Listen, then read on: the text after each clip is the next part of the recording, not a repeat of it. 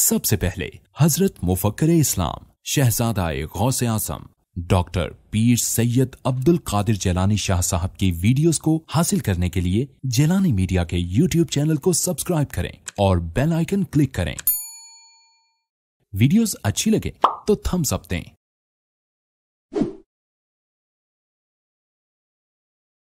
الحمد لله وكفى وسلام على عباده الذين اصطفى خصوصا على محمد المصطفى وعلى آله وأصحابه أولي الصدق والصفاء أما بعد فقد قال الله تبارك وتعالى جل جلاله في القرآن المجيد والفرقان الحميد أعوذ بالله من الشيطان الرجيم بسم الله الرحمن الرحيم فلما بلغ معه السعي قال يا بني إني أرى في المنام أني أذبحك فانظر ماذا ترى قال يا أبت افعل ما تؤمر ستجدني إن شاء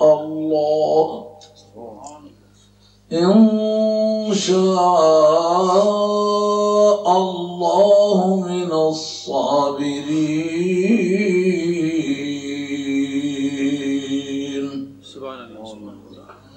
فلما أسلما وتله للجبين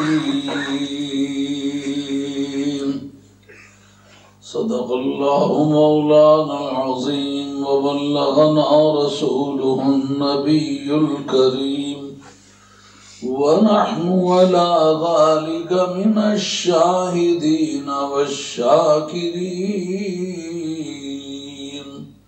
والحمد لله رب العالمين إن الله وملائكته يصلون على النبي يا أيها الذين آمنوا صلوا عليه وسلموا تسليما الصلاة والسلام عليك يا سيدي يا رسول الله وعلى آلك وأصحابك يا حبيب الله الصلاة والسلام عليك يا سيدي يا رسول الله وعلى آلك وأصحابك يا حبيب الله الصلاة والسلام عليك يا سيدي يا رسول الله وعلى آلك وأصحابك يا حبيب الله سبحان الله معززین کرام، میں نے سورہ صافات سے قرآن مجید کا متن جو آپ کے سامنے تلاوت کیا ہے اس کا ترجمہ عرض کرتا ہوں۔ قرآن مجید کہتا ہے فلما بلغ معه السعی، عربی قواعد میں ماضی کے اندر وقت کا تعین کرنے کے لیے لمحہ استعمال ہوتا ہے، حال یا مستقبل کے لیے لمحہ نہیں استعمال ہوتا، یعنی گزرے ہوئے دور میں پیریڈ آف ٹائم مقرر کرنے کے لیے ٹائم ایجنٹ ہے یہ۔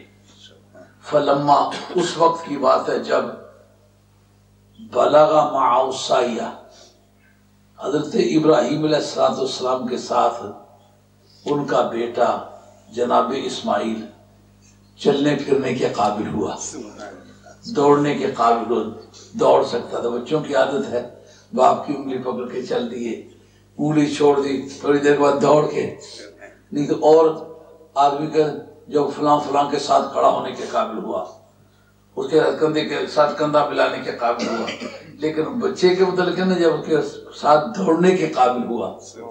یہ وقت بڑا عجیب و غریب ہوتا ہے جہاں باپ بھی چاہتا ہے بچہ میرے ساتھ چلے، بچہ بھی کہتا ہے مجھے ساتھ لے چلو۔ جتنے جتنے وہ چاہتا ہے، کچھ مشاغل پتہ ہوتے ہیں تو مشاغل کا بھی نام لیتا ہے، اس وقت باپ ہو یا دادا ہو گرفتار ہو جاتا ہے۔ سبحان اللہ، سبحان اللہ۔ تو کہتے جب وہ بچہ اس کے ساتھ دوڑنے کے قابل ہوا تو اس وقت اس سے وہ کہتے ہیں یا بنیہ، عربی زبان میں یہ ڈیمینیوٹیو ناؤن ہے، تصغیر، پتیا، بیٹو، ایسے چھوٹا سا کے معنی میں یہ شفقت اور پیار کے لیے استعمال ہوتا ہے۔ اے میرے چھوٹے سے بیٹے، ڈارلنگ، جیسے ڈیر کی تصغیر ہے ڈارلنگ، جس طرح بنیہ ہے اسی طرح ڈیر سے ڈارلنگ ہے، اس میں تصغیر۔ جیسے بیٹی کو بچڑی کہہ دیتے ہو، بچڑی، تو بیٹی کو بچی کہنے کے بجائے بچڑی جو کہتے ہو یہ اس کو چھوٹا ظاہر کرنے، اس لیے یہ بنیہ جو ہے عربی زبان میں، اس کو کافی دانشور آدمی اس کے انالیسس کر سکتا ہے، آسان کام نہیں ہے۔ اصل یہ ابن جو ہے نا یہ بن من ہے، اس کے آخر میں واو ہوتی ہے، یہ معجوز الآخر ہے۔ جن کلمات کا آخری حصہ کٹا ہوا ہوتا ہے ان کو قواعد کی زبان میں کہتے ہیں معجوز الآخر، آخر سے دب کٹے، یہ ان الفاظ میں سے ہے۔ اور اس کے اول میں جو ابن ہے یہ حمزۃ الوصل ہے، یہ زائد ہے، یہ گر جاتا ہے گفتگو میں، جیسا وجعلنا ابن مریم و امہ آیتن، ہم نے مریم کے وجعلنا ابن، اصل میں ابنا ہے نا، تو جعلنا کی وجہ سے وہ بیچ میں سے حمزہ گر گیا، وجعلنا ابن مریم و امہ، یہ اس کو حمزۃ الوصل کہتے ہیں۔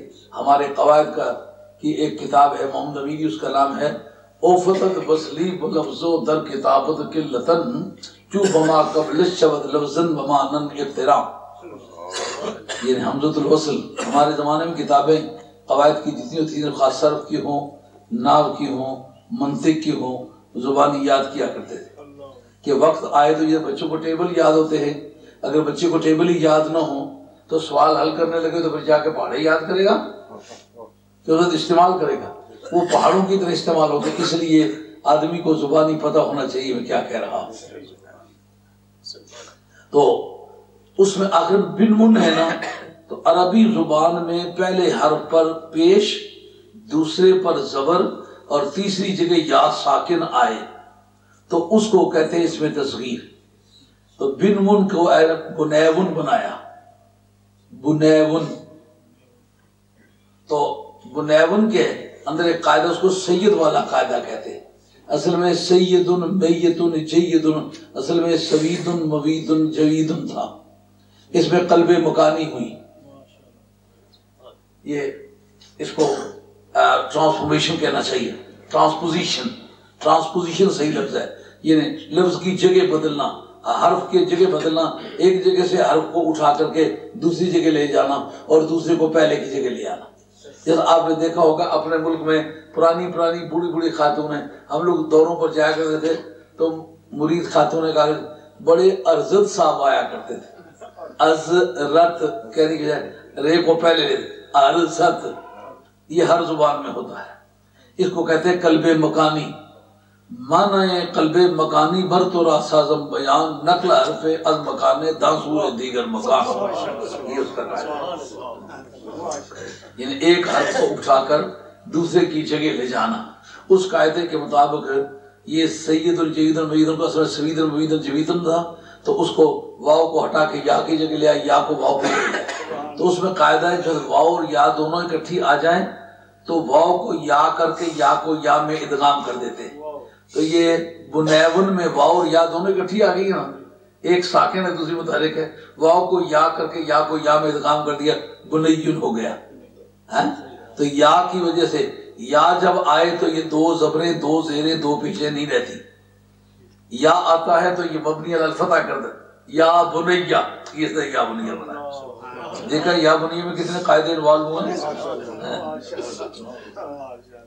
اب یہ ترجمہ آسان ہے, اے بیٹے, لیکن اس کے معنی اے چھوٹے سے بیٹے, ڈارلنگ, یہ پیار کے لیے باپ استعمال کرتا ہے. یہ نارمل حالات میں جو اس کا نام رکھا ہوا ہے نا آپ نے, مثلا اسلم رکھا ہوا ہے, بلاتے وقت آپ اچھو کر کے بلا لیتے ہیں. صدیق نام رکھا ہوا ہے, نیکی کر کے آپ بنا لیتے ہیں. یعنی محبت کی عادت ہے, کوئی نہ کچھ میں چینج.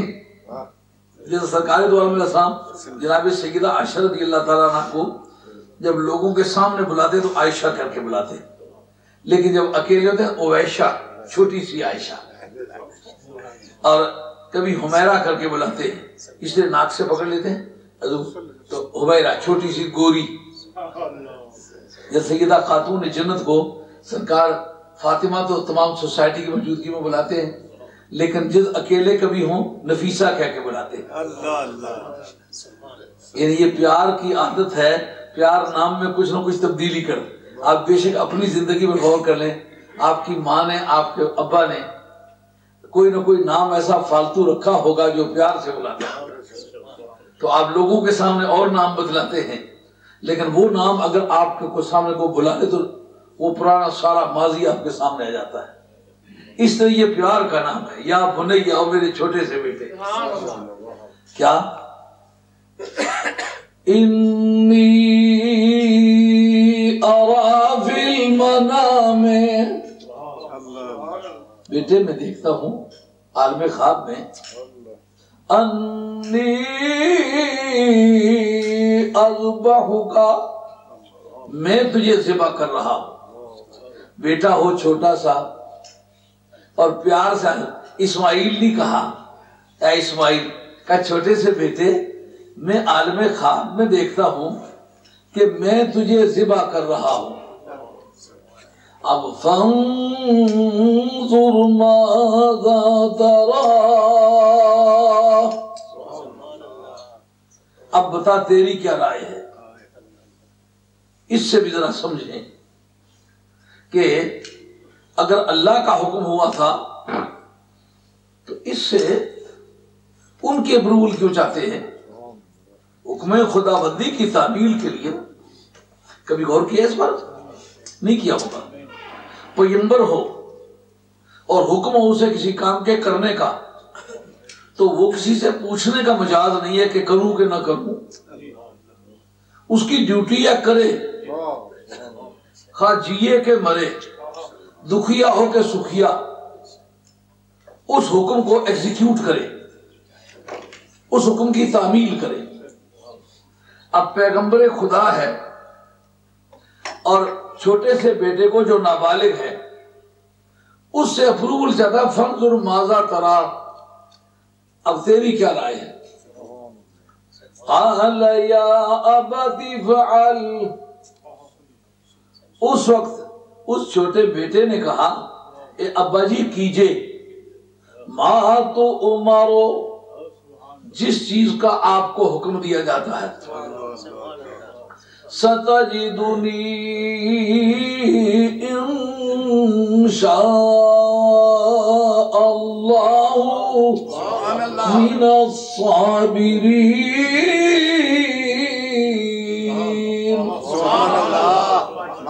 انشاءاللہ آپ مجھے صبر کرنے والوں میں سے پائیں گے. یہ جملہ آپ نے جناب اسماعیل علیہ السلام نے بولا فَلَمَّا أَسْلَمَا وَتَلَّهُ لِلْجَبِينِ، جس وقت دونوں نے بارگاہ خداوندی میں سر تسلیم خم کر دیا تو اس وقت ہم نے کہا نادیناہو یا ابراہیم، ہم بولے کہ اے ابراہیم قد صدقت الرؤیا، آپ نے خواب سچا کر دیا۔ اور رویا میں اول میں جو الف لام ہے اس کو کہتے ہیں الف لام تعویذ، اصل میں رویا کا ہے، وہ کا کو جو حذف کیا نا اس کے بدلے میں اس کے اول میں الف لام لے آئے۔ اس کا ترجمہ کیا ہوگا؟ تو نے اپنا خواب سچا کر دیا، حالانکہ اپنے کا لفظ یہاں موجود نہیں ہے، قواعد کی زبان کہتی ہے تو نے اپنا خواب سچا کر دیا۔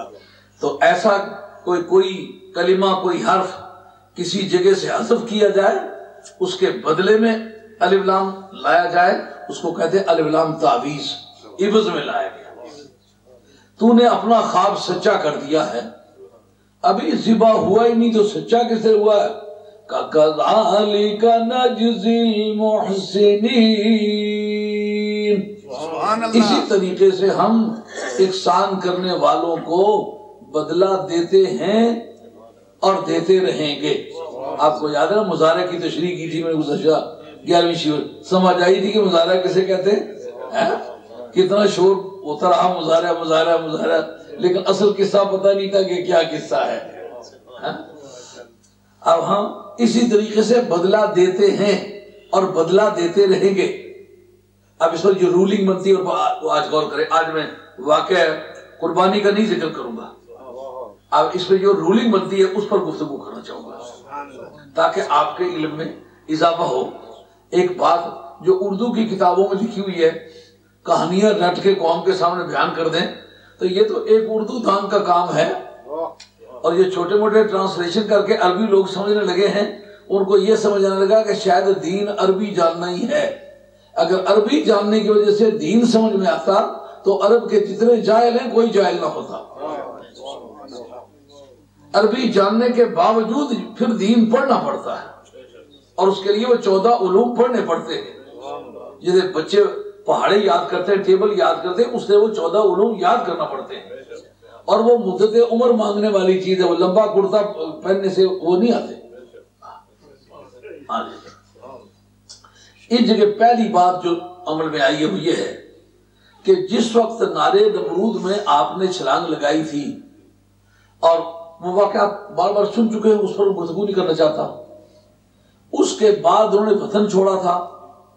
سب سے پہلے یہ سمجھنے والی بات ہے کہ نہیں، جس نے نار کو گلزار کر دیا تھا، سارا ملک اور ساری قوم اس کے سامنے سرنگو ہو جانی چاہیے تھی کہ نہیں؟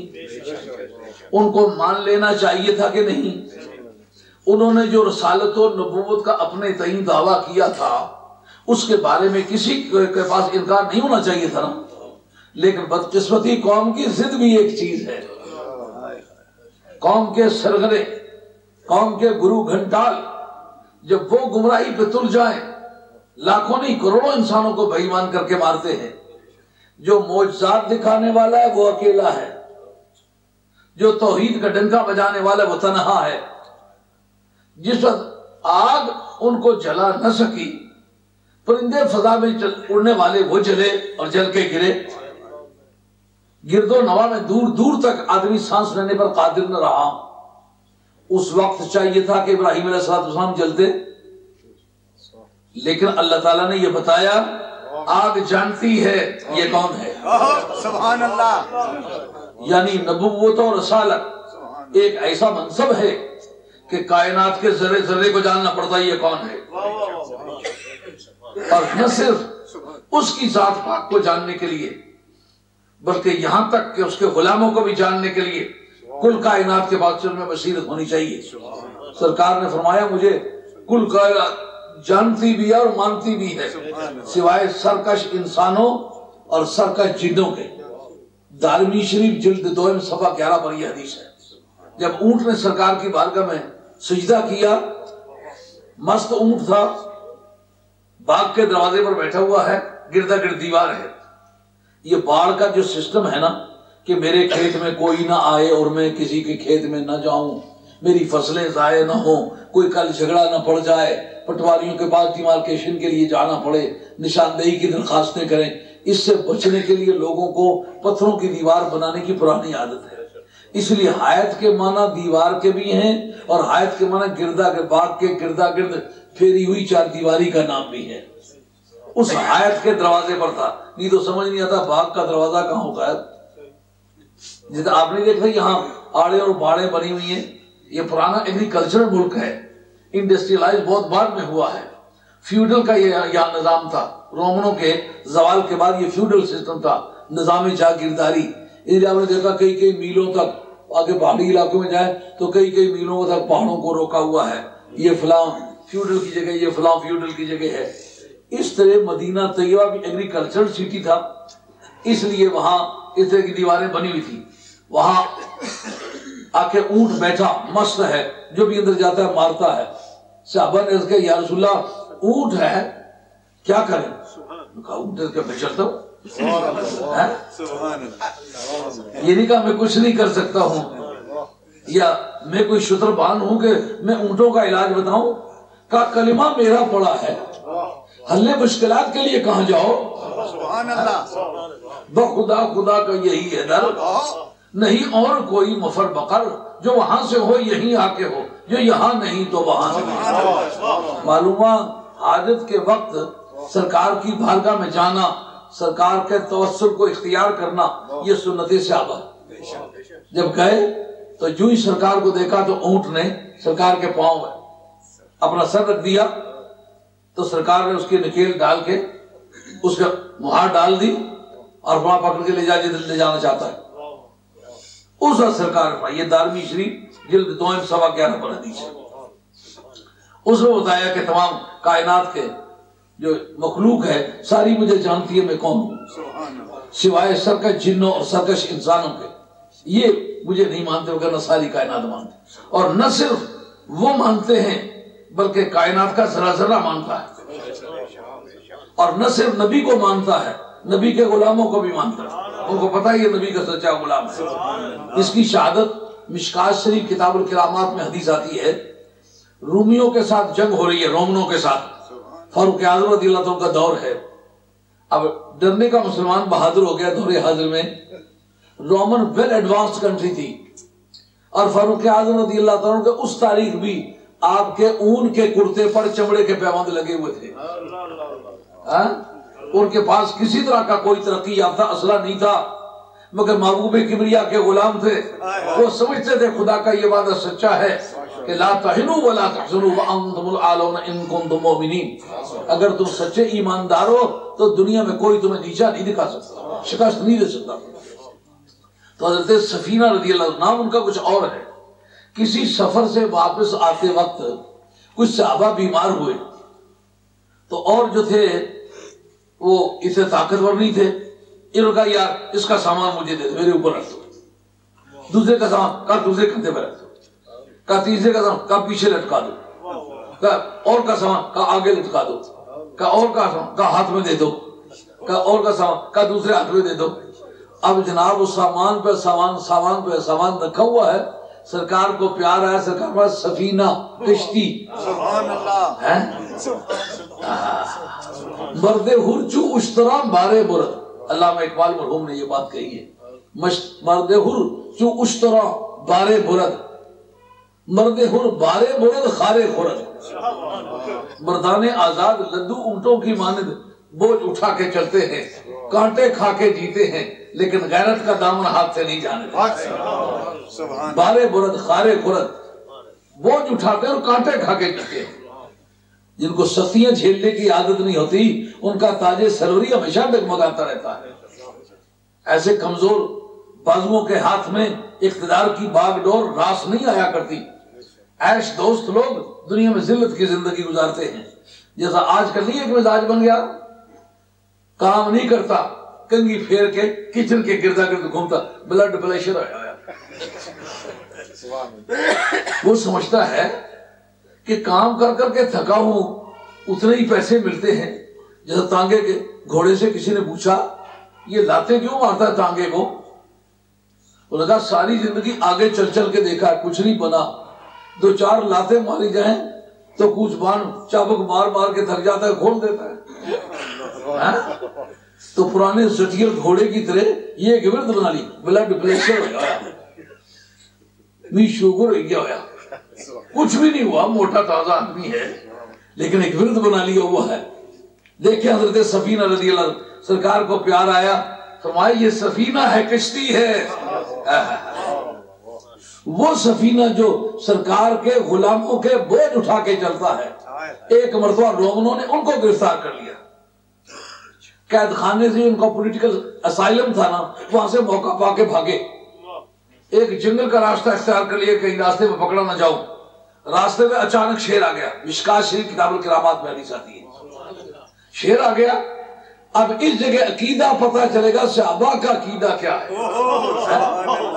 صحابی شیر کو مخاطب ہو کے کہتا ہے یا ابو الحارث، یہ جس طرح مائیں بہنیں نہیں کہتی فلاں کا ابا، یہ بھی اچھے لوگوں کی عادت تھی، ان تو سیدھا تیر آنیاں نہ کتنی ہے، کوئی ذرا نہیں ڈرنی ہے جی۔ خامد کا نام لینا مکروہ تحریمہ ہے، عزت کے خلاف ہے۔ جیسا باپ کا بھی نام ہے نا، باپ کا ابا جی کہنے کی بجائے اصلی نام لے کے بلائے، اچھا لگتا ہے؟ برا لگتا ہے نا، ادب کے خلاف ہے۔ پیر صاحب کا کوئی نام ہے نا تو پیر صاحب کہنے کی بجائے سیدھا نام بتلائے، ہے سچائی مگر بے ادبی ہے کہ نہیں؟ ماں کا کوئی نام ہے لیکن امی جی کہنے کی بجائے نام لے کے بلائے، بے ادبی ہے نا۔ تو یہ باپ یا بیٹے کے نام سے ماں بلاتی ہے فلاں کا ابا، اس کا نام ہے کنیت۔ شیر کی کنیت ہے ابو الحارث۔ اب جناب حضرت سفینہ رضی اللہ عنہ شیر کے سامنے کہتے ہیں یا ابو الحارث، اور جنگل کے شیر، جانتے ہوئے میں کون ہوں؟ عربی زبان میں اس کو خطاب کیا۔ اس جگہ پتا چلے گا کہ حضرت سفینہ عربی بول رہے ہیں، کس عقیدے کی بنیاد پر بول رہے ہیں۔ ان کا یہ قاعدہ ہے کہ فرماروا سربراہ مملکت کی جو لینگویج ہوتی ہے وہ قوم میں نافذ کی جایا کرتی ہے۔ ہمارے ملک میں انگریز جب حاکم تھے، باوجود اس کے کہ جن پر حکومت تھی، ان سب کی زبان، کسی کی پنجابی، کسی کی اردو، کسی کی کاٹھیا والی، کسی کی سندھی، کسی کی کچھی، کسی کی پنجابی، کسی کی پشتو، کسی کی تیمل، کسی کی کشمیری، کسی کی نیپالی، مختلف زبانیں تھی۔ لیکن حاکم انگریز تھا، سرکاری زبان کیا تھی؟ انگریزی تھی۔ اس ملک پہ رومنوں کی حکومت تھی، یہ لوگ انگریزی بولتے تھے لیکن قانون جو استعمال ہوتا تھا وہ کیسا؟ رومن میں استعمال ہوتا تھا نا۔ ثابت ہو گیا نا کہ حاکم کی زبان بولی جاتی ہے۔ جس وقت صحابی نے عربی میں اس کو خطاب کیا، کیا نتیجہ نکلتا ہے؟ وہ یہ جانتے ہیں کہ کائنات میں یہ شیر رہتا ہے، اس کو کیوں پتا نہ ہو کہ کائنات کا فرمانروا کون ہے، سبحان اللہ، اور اس کی کون سی زبان ہے، اور اس پر مذہبی شواہد، ادلہ شریعہ۔ یہ تو میں نے بیان کیا وہ جو آپ روزانہ کے تجربے میں آپ نے دیکھا ہے، تو یہ تو کسٹمری لا ہے، قانونی رواج ہے، یہ چیلنجیبل ہے۔ آئیے شرعی ادلہ پیش کرتا ہوں۔ لوح محفوظ کی کیا زبان ہے؟ عربی۔ فرشتوں کی کیا زبان ہے؟ عربی۔ نامہ اعمال کی کیا زبان ہے؟ عربی۔ جب قبر میں جاتا ہے تو جو سوال ہوتے ہیں وہ کس زبان میں ہوتے ہیں؟ عربی میں۔ قیامت کی جو عدالت انصاف قائم ہوگی اس میں کون سی زبان بولی جائے گی؟ عربی۔ جنت میں کون سی زبان بولی جائے گی؟ عربی۔ عربی کو یہ عزت کیوں ملی کہ خدا کے بعد کائنات کا فرمانروا مدینے کا شہنشاہ ہے، اس لیے اس کی زبان سب کائنات۔ سبحان اللہ۔ اب سے ابھی یہ جانتا ہے کہ کائنات کی آفیشل لینگویج عربی ہے، کیونکہ جو ساورن آف دا کنٹری ہے، جو sovereign of the universal subject to اللہ، اللہ کے ماتحت اور ساری کائنات کا انچارج، اس کی زبان عربی ہے، اس لیے سارے کام عربی زبان میں۔ حتیٰ کہ جو امام سوری ہیں انہوں نے اس پر بیان کیا، اس کو الاتقان فی علوم القرآن جلد دوئم صفحہ 146 پر یہ حدیث ہے کہ جتنی بھی وحی لم ینزل وحی الا بلغت عربیہ، کوئی بھی وحی جو آسمان سے آئی ہے وہ عربی میں آئی ہے. وترجم كل نبی لقومهم بلسانهم، ہر نبی نے ان کی اپنی بولی میں ترجمہ کر کے ان کو دیا.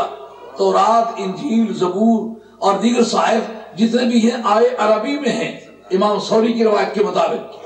اگرچہ اس میں اختلاف ہے مگر یہ بات تمام ہمارے اردو کے جو لکھنے والے بزرگان ہیں جنہوں نے تفسیر اس دور میں لکھی ہے انہوں سب نے بھی اس جگہ حضرت عبداللہ بن عباس کے حوالے سے اس حدیث کو کوٹ کیا ہے.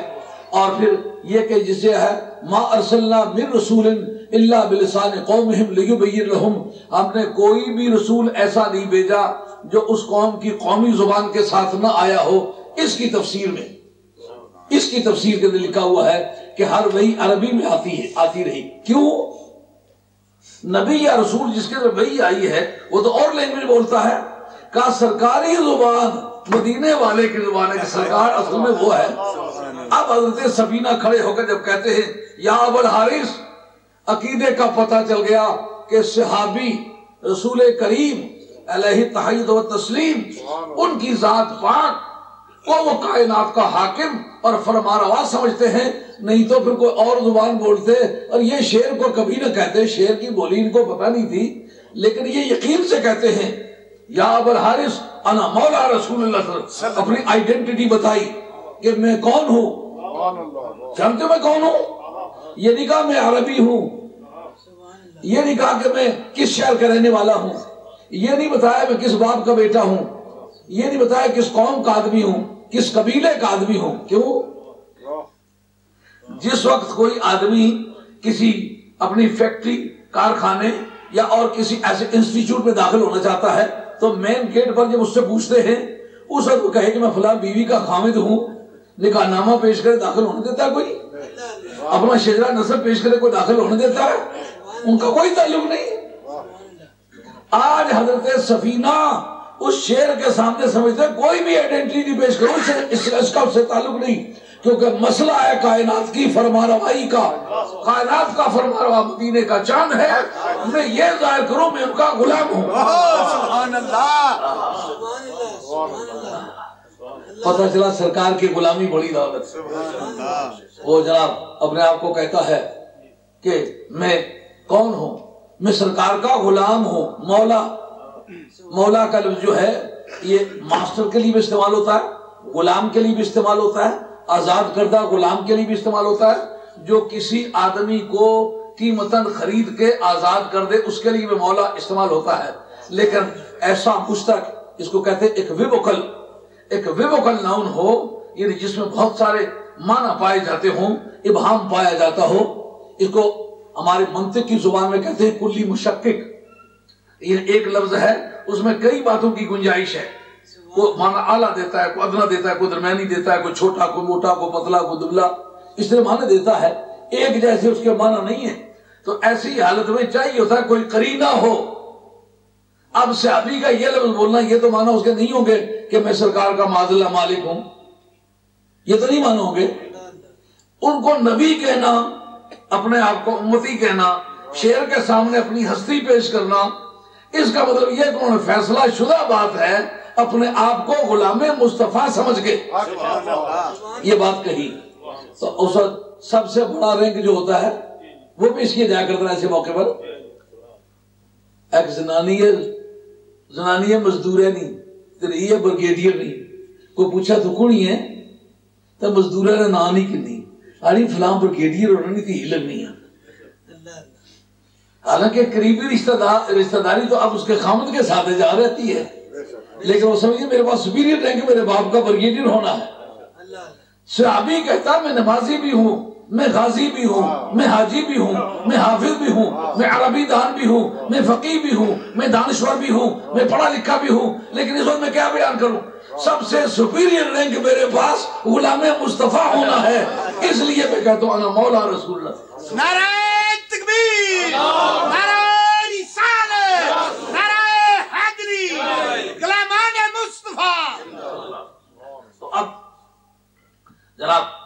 اس اونٹ کی بات چلی تھی، اونٹ کو نہیں پتا کہ یہ کون ہے، سمجھ گیا نا؟ ابراہیم علیہ السلام سے بات چلی تھی، آگ نے نہیں واضح کیا کہ یہ کون ہے. جب آگ سمجھ گئی تو بندوں کو تو سمجھنا چاہیے تھا. ایک بندہ بھی جب مسلمان نہ ہوا، اس سے آپ کے لیے اور میرے لیے تسلی ہے، گھبرانا نہیں ہے. آپ سمجھتے ہیں میں اللہ اللہ کرنے والا بندہ ہوں، میں نیک آدمی ہوں، سب سے بھلائی کرتا ہوں، سب کی خدمت کرتا ہوں، کسی کی برائی نہیں چاہتا ہوں، لیکن کوئی نہ کوئی برائی میرے متعلق تراش لی جاتی ہے. آپ گھبرائیں نہیں، آپ نیکی کو جاری رکھیں. یہ سنت انبیاء ہے. جس کو آگ نے نہیں جلایا ہوگا، کسی دوست دشمن اور یہ بات پوشیدہ رہ گئی ہوگی کہ یہ سچا ہے، مگر نہ مانے نا.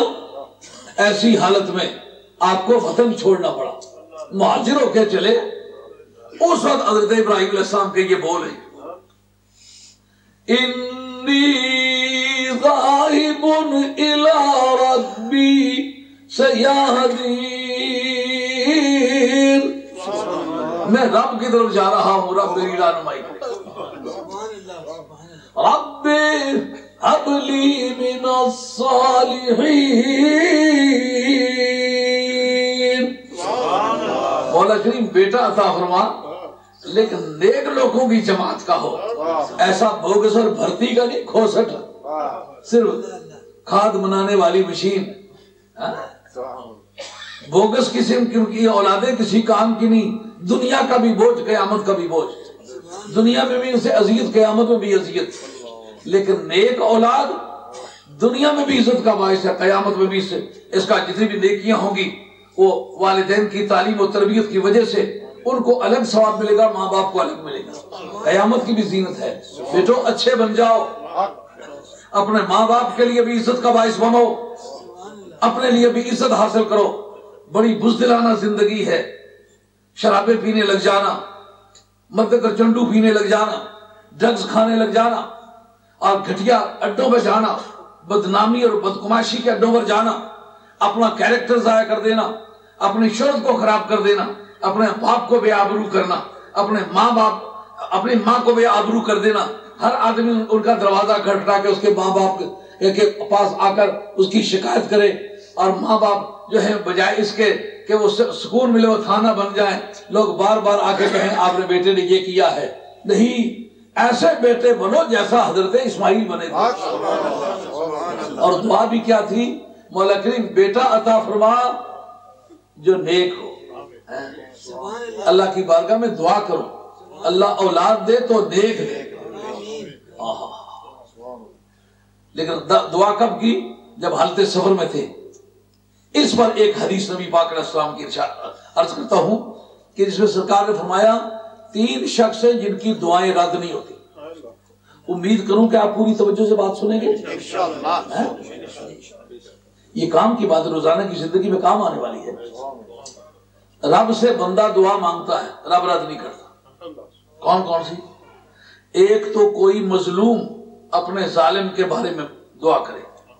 یہ دعا اور بددعا کا لفظ جو ہے، آپ دعا اور بددعا کے لفظ سے واضح کرتے ہیں. عربی زبان میں الدعاء علی، یہ بددعا کے لیے استعمال ہوتا ہے.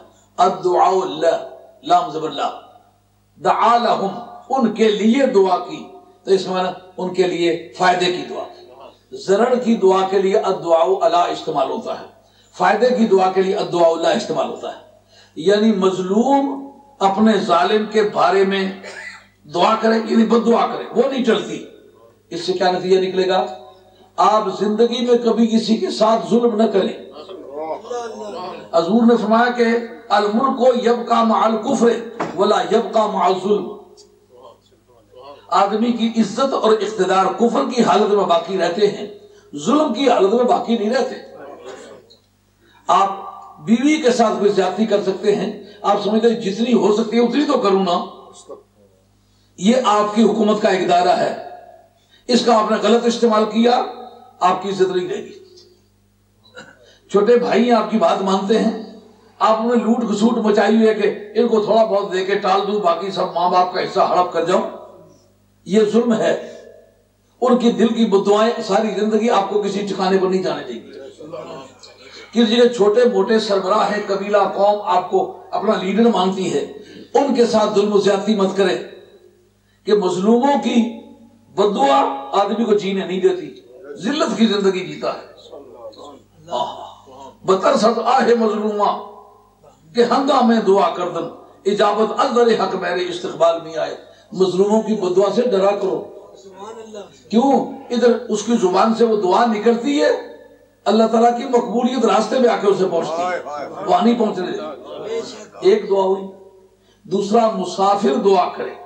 ابراہیم علیہ السلام نے حالت سفر میں دعا کی، مولا کریم مجھے نیک بیٹا عطا فرما، اللہ تعالیٰ نے اس میں دیر نہیں لگائی۔ اور تیسری دعا کون سی ہوئی؟ سرکار نے ماں اور باپ کی دعا یہ رد نہیں ہوتی، لیکن وہ دعا جو ان کو خوش کیا جائے تو کسی کے فائدے کے لیے کرے وہ بھی نہیں چلتی، نہ خوش ہو کے دعا کا کوئی جملہ ان کی زبان سے نکل جائے یہ بھی رد نہیں ہوتا۔ یعنی ماں باپ کا منہ اس کے تقدیر کے فیصلے کا ترجمان ہے۔ ہمت کرو، ماں بددعا کرنے والی ذات نہیں ہے، بددعا خود لی جاتی ہے محنت مشقت کے ساتھ۔ ہر ایک شخص کی ماں مہربان ہے، کریم ہے، وہ دعائیں دینے کی عادت رکھتی ہے۔ بددعا اس وقت جب اس کو بہت اذیت ہو، بہت ٹارچر کیا جائے۔ کیوں ایسا کیا جائے؟ سوسائٹی کیوں یہ بات نہ سمجھ سکی کہ جس کی دعا تقدیریں بدل سکتی ہے اسے بددعائیں لیتا کیسا بدنصیب آدمی ہے؟ باپ جس نے پیغمبر کے ہاتھ خالی نہ لوٹے، باپ کے ہاتھ خالی نہ لوٹے، یہ تین دعائیں ہیں، رد نہیں ہوتی۔ مظلوم کی دعا، ظالم کے بارے میں، مت کسی کا دل دکھا اور مت کسی کی آہ لے، مت کسی کا دل دکھا اور مت کسی کی آہ لے، دل کے دکھ جانے سے ظالم عرش بھی ہل جائے۔ کوئی بھتیجا بن جائے، یتیم رہ گیا، اس کو لوٹنا۔ حدیث صحیح میں آتا ہے اذا بکل یتیم وقدموہ فی کف الرحمن، جب کوئی یتیم روتا ہے تو اس کے آنسو اللہ تعالیٰ کے دستے قدرت میں گرتے ہیں۔ اللہ کی من اب کا حاضر یتیم الذی وارثہ فی التراب، کون وہ بدنصیب ہے جس نے اس مسکین کو رلایا جس کے باپ کو ہم نے خاک میں ملا دیا ہے؟ من اسکتہ فلہ الجنہ، جو اس کو چپ کرا دے، اس کے آنسو صاف کر دے، جنت دیں گے۔ اپنی ڈیوٹی سمجھو مظلوموں کے دکھوں میں کام آنا۔ تو ابراہیم علیہ السلام کی بات کر رہا تھا، چلے تو راستے میں جاتے جاتے دعا مانگی، رب نے کہا وَبَشَّرْنَاهُ بِغُلَامٍ حَلِيمٍ، ہم نے اس کو خوشخبری سنائی اور بڑا بردبار اور حوصلے والا بیٹا دوں گا جس کی حلق پر چھری بھی رکھو گے نا اوف نہیں کرے گا۔ اس جگہ قرآن جب کہتا ہے فلما بلغ معه السعی، جب اس کے ساتھ دوڑنے کے قابل ہوا، باپ نے کہا میں کیا دیکھتا ہوں خواب میں، یہ ذرا سوچ کے ایک مرتبہ پھر اس کا رسپانس مجھے اپنی پیشانی پر مہیا کیجیے کہ بچہ جب ماں باپ کے ساتھ انگلی پکڑ کے دوڑنے کے قابل ہو، چھوٹے چھوٹے جوتے پہنے ہوئے ہوں، چھوٹے چھوٹے اسے کپڑے پہنے ہوئے ہوں، ماں نے سنوار کے سرما لگا کے خوشبو لگا کے کپڑے استری کر کے باپ کے ساتھ روانہ کیا ہو، راستے میں باپ پوچھے میں دیکھتا ہوں کہ میں تجھے قتل کر رہا ہوں، بتا تیری کیا رائے؟ کتنا مشکل وقت ہوا ہوگا، مگر دیکھنے کی یہ بات ہے، دیکھا خواب میں ہے۔ اس سے کیا پتہ چلتا ہے؟ نبی کے بارے میں یہ سوچنا کہ نبی جاگتے ہوئے بھی غلطی کھاتا ہے، یہ ان کے منہ پہ جوتا ہے کہ نبی تو سو کے غلطی نہیں کھاتا، جاگتے ہوئے کیا سوچتے ہو؟ یہ جو قربانی آج ہر مسلمان جو عاقل بالغ آزاد ہے اور اس کے پاس اس کی حاجات اصلیہ قطعیہ لابدیہ کے علاوہ، یعنی جو اس کی نیسیسٹیز ہے جن کے بغیر وہ زندہ نہیں رہ سکتا، جو اس کے روزانہ کی ضروریات ہیں جس میں اس کی گاڑی بھی شامل ہے، اس کا سواری والا گھوڑا بھی شامل ہے، وغیرہ وغیرہ، روزانہ کا کھانا کپڑے مکان، یہ اس کی حاجات قطعیہ لابدیہ ہے جن کے بغیر وہ زندہ نہیں رہ سکتا، روزانہ استعمال میں آتے، ان کو چھوڑ کے اگر اس کے پاس اتنی جائیداد ہو کہ اگر اسے بیچا جائے تو 7.5 تولے سونا خریدا جا سکے یا 52 تولے چاندی خریدی جا سکے تو اس پر قربانی واجب ہے۔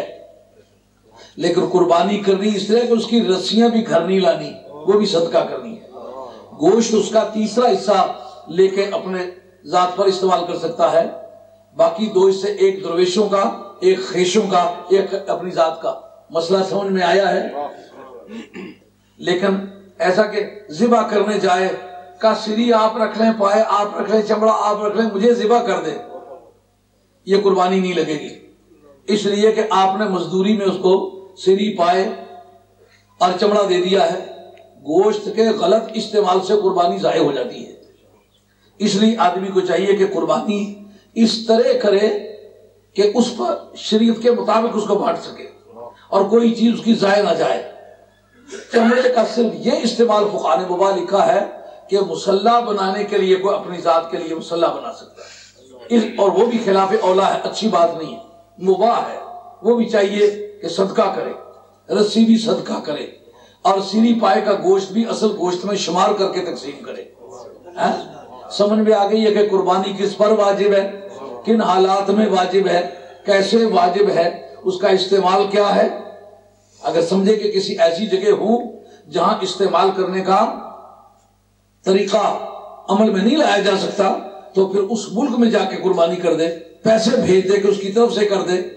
اگر کوئی اس کے ساتھ بے ایمانی کرے تو بے ایمانی کرنے والا بے ایمان ہوگا، پیسے بھیجنے والے کی قربانی لگ جائے گی۔ یہ بھیجتا ہے کہ اس کا ثواب میرے ابا جی کو بھیجنا، وہ اپنے ابا جی کو بھیج دیتا ہے، ثواب اس پر دار و مدار ہے جو بھیجنے والے نے نیت کی ہے، بے شک کہنے والا کچھ کہہ دے۔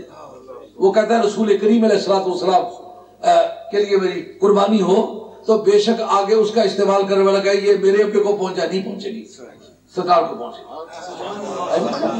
گی۔ یہ موٹے موٹے اس کے مسائل ہیں۔ اور وہ جانوروں کی ایجوں کے بارے میں کچھ گفتگو نہیں کر سکتا، انشاءاللہ عید والے دن گفتگو کریں گے، لیکن آپ کو یہ بات تو سمجھ میں آ گئی ہے کہ قربانی کس پر واجب ہے، کیسے حالات میں واجب ہے، کس طرح کرنی چاہیے، کہاں کرنی چاہیے، اس کا استعمال کیسے کرنا چاہیے، بات تو سمجھ آ گئی ہے۔ اس جگہ حضرت ابراہیم علیہ السلام نے دیکھا خواب ہے، اس سے جو اہل سنت کا عقیدہ ہے، نبی بھولنے والی ذات کا نام نہیں ہے، اس لیے کہ اگر نبی کو لغزش ہو تو دین کی سچائی اور اتھنٹیکیشن کے بارے میں کیا شہادت رہ جائے گی۔ اگر نبی لغزش کھانے کا عادی ہو تو قرآن کی سچائی کے لیے کیا دلیل باقی رہ جائے گی۔ اس کو ماننا ہوگا کہ وہ غلطی نہیں کھاتا، اس لیے قرآن کی کوئی بات غلط نہیں، وہ غلطی نہیں کھاتا اس لیے حدیث کی کوئی بات غلط نہیں۔ کہتے ہیں حدیثوں میں تو اتنے جھگڑے، کہا جھگڑے راویوں میں ہیں، حدیث میں کوئی جھگڑا نہیں۔ بات خیال میں کہ یہ سرکار سے ثابت ہے کہ نہیں، راویوں سے یہ سوال ہوتا ہے۔ تم نے سنی ہے کچا آدمی کو راستے میں مل جائے تو کہتے ہیں بیچ میں بندہ کچا ہے۔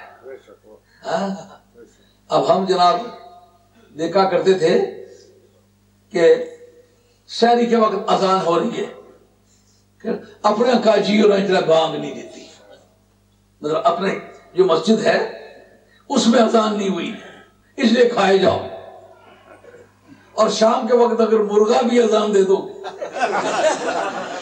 روزہ کھل جاتا ہے۔ یہ دقت ٹھہرتی ہے کہ آدمی دین کو اپنی ذاتی رائے کے قریب لانے کی کوشش کرتا ہے، نہیں، بندے کی ڈیوٹی ہے بندہ ثابت قدم رہے۔ جس وقت پیغمبر نے یہ کہا کہ میں خواب میں دیکھتا ہوں، بیٹے اس سے کہا جو ابھی مشکل سے باپ کی انگلی پکڑ کے چلنے کے قابل ہوا، اس کے پاس وہ ڈکشن کہاں ہے، وہ فتویٰ کس طرح دیتا ہے۔ آپ ایک بچے سے کہیں یار فلاں جگہ اس طرح کوئی لڑائی ہوئی، فلاں فلاں کو چوٹ لگی ہے، بتا کون سی سیکشن اپلیکیبل ہوگی، کون سا دفعہ لاگو ہوگا، وہ کہا ابا میں کوئی قانون پڑھا ہوا۔ حضرت ابراہیم علیہ السلام نے ان سے استصواب کیوں کیا، ریفرینڈم کیوں کروایا، ان کی ڈسکشن کیوں پوچھی، اور انہوں نے جواب میں یہ کیوں نہیں کہا مجھے کیا پتا ہے۔ پتا چلا پیغمبر کی گود دنیا کی سب یونیورسٹیوں سے زیادہ ایجوکیٹو ہوتی ہے، سبحان اللہ، انفارمیٹو ہوتی ہے، نبی کا چمڑا بھی لگے تو آدمی کی اندرونی حیثیت تبدیل ہو جاتی ہے۔ جناب مولا مرتضیٰ فرماتے ہیں، مشکاہ شریف کے اندر حدیث ہے، حضور نے مجھے یمن کا گورنر بنا کے بھیجنا چاہا. میں نے سرکار سے عرض کیا لا ادری مل قضاء بین اثنین یا رسول اللہ صلی اللہ علیہ وسلم، اے اللہ کے حبیب مجھے تو یہ پتہ ہی نہیں ہے کہ دو کے درمیان فیصلہ کرنے کا طریقہ کیا ہے. اس وقت سرکار نے کیا کیا؟ فمسح یدہ علی صدرہ یا ضرب وجہہ علی صدرہ، ان کے سینے پر سرکار دو علیہ وسلم نے ہاتھ پھیرا. اس وقت تم کو یہ نہیں کہا کہ تم یہ وظیفہ پڑھو گے تو یہ تمہارا ایسا ہو جائے. وظیفہ بھی بتانا حق ہے، اس کی برکت سے بھی حقائق کھلتے ہیں. جیسا کہ حضرت موسیٰ کلیم اللہ علیہ السلام نے کہا رب اشرح لی صدری ویسر لی امری واحلل عقدۃ من لسانی یفقہوا قولی. مولا کریم میرے سینے کو کھول دے، میری زبان کی گرہ کو کھول دے، مجھے ایسا انسان بنا دے تاکہ وہ دشمن میری بات کو اچھی طرح سمجھ سکے. لکنت تھی، یہ کلمہ پڑھنے کی وجہ سے لکنت جاتی رہی. مفسرین کرام نے لکھا ہے معلوم ورد پڑھنے سے بھی فائدہ ہوتا ہے. سرکار نے بتایا ورد پڑھوں یا چمڑا میرا لگے. سبحان اللہ. جناب سیدہ عائشہ رضی اللہ تعالی زوجہ ہے حضور کی. حضور خذوا ثلثی دینکم من ہذہ الحمیرہ، اس چھوٹی سی گوری سے دین کا 2/3 آف ٹوٹل اسلام، پورے اسلام کا 2/3 سے اس اکیلی خاتون سے سیکھو. حالانکہ اس وقت پورے عالم اسلام میں دین کا 1/3 جاننے والا کوئی شخص نہیں ہے، اور ممکن ہے کہ کئی صدیوں میں 1/3 اسلام جاننے والا بندہ نہ گزرا ہو. اکیلی 2/3 دین پورا اس سے سیکھو. پڑی ہوئی کہاں ہے؟ سرکار کے بدل سے بدل. نعرہ تکبیر، نعرہ رسالت. سبحان اللہ. تو حضرت حیدر قرار فرماتے جب سرکار دو عالم علیہ السلام نے میرے سینے پہ ہاتھ پھیرا ما شکک تو بعد حافظ القضاء، جب حضور نے سینے پہ ہاتھ پھیرا تو اس کے بعد مجھے قضا میں کبھی شک ہوا ہی نہیں. سبحان اللہ. دور حاضر کے جوڈیشری کے ماہرین نے لکھا ہے کہ there is no judge whose decision was never challenged, never impugned except that of Ali. سبحان اللہ. پوری دنیا میں جتنے جج گزرے ہیں کوئی جج ایسا نہیں جس کے فیصلے پر کبھی اپیل فائل نہ ہوئی ہو، امپیونمنٹ فائل نہ ہوئی ہو، کبھی ریویژن دائر نہ ہوئی ہو، کبھی اس کے فیصلے کو ٹرمینیٹ کرنے کے لیے اگلی عدالتوں سے اپروچ نہ کیا گیا ہو. ایک اکیلا علی ہے جس کے کسی فیصلے کو کسی کورٹ میں کبھی بھی کسی نے چیلنج نہیں کیا. سبحان اللہ. اب جناب اسماعیل علیہ السلام کا ان سے یہ نہ کہنا ابا جی مجھے پتہ نہیں، بلکہ کہا یا ابا تفعل ما تؤمر، ابا جی وہ کام کریں جس کے کرنے کا آپ کو حکم دیا جاتا ہے. معلوم ہوا پیغمبر کی گود میں پلنے والے کا عقیدہ یہ ہے نبی خواب میں بھی ہو، جو خواب اسے آئے وہ وحی الہی ہوتا ہے، وہ حکم الہی ہوتا ہے. جس طرح جاگتے میں رب بات کرے تو وہ حکم الہی ہوتا ہے، سوتے میں بھی رب اپنے پیغمبر سے بات کرے تو وحی الہی ہوتا ہے. سبحان اللہ. یہ تھا آج کا بیان اختتام ہوتا ہے. اب گزارش ہے قاری صاحب کی خدمت عالیہ میں جو اذان فرمائیں اور اس کے بعد جمعہ کی بقیہ کارروائی قربانی کس پر واجب ہے؟ جس کے پاس 7.5 تولے سونا نقد موجود ہے یا 52 تولے چاندی موجود ہے. رب کہتا ہے کعبہ صحیح، لیکن واتخذوا من مقام ابراہیم مصلی، کعبے کی بجائے کہا مقام ابراہیم پر نماز پڑھو.